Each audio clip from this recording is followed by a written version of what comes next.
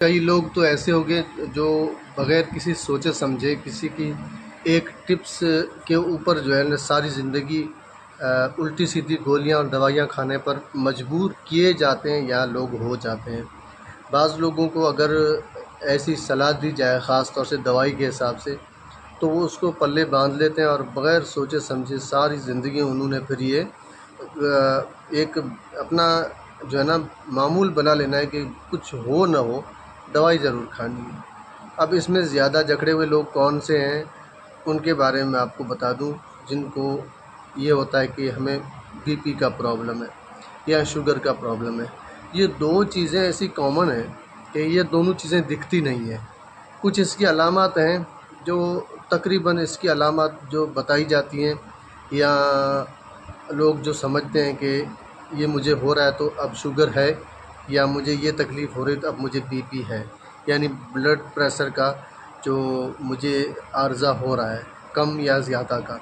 اب مشکل یہ ہے کہ لوگوں کو زیادہ جو ہے نا بی پی لو کا مسئلہ ہوتا ہے، ہائی کا اتنا مسئلہ ہوتا نہیں ہے، لیکن گولیاں وہ اکثر ہائی والی کھاتے رہتے ہیں۔ کیوں کھاتے ہیں اس کا بھی میں آپ کو بتاتا ہوں کہ اصل اس کی جڑ کیا ہے۔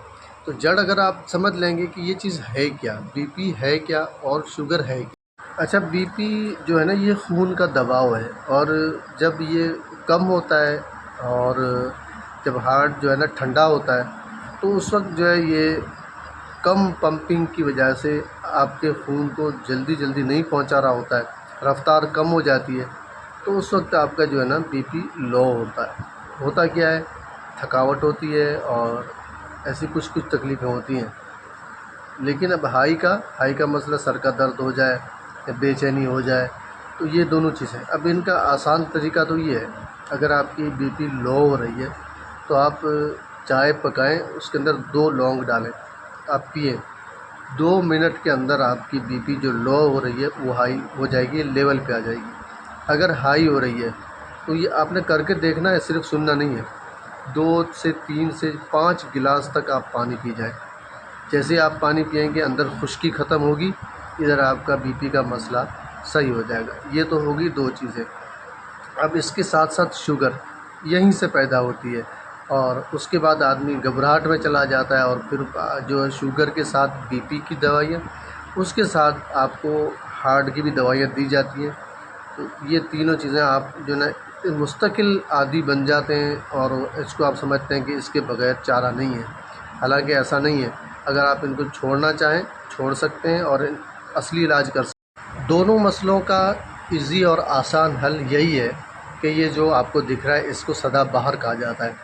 یہ سدا بہار ہے، اس کے سفید پھول بھی ہوتے ہیں، گلابی پھول بھی ہوتے ہیں۔ 11 پتیاں اس کی آپ لے لیں، سردی ہے تو قہوہ بنائیں، اور اگر گرمی ہے تو اس کو بھگو کر رکھیں رات بھر، اور صبح اس کو چھان کر پی جائیں۔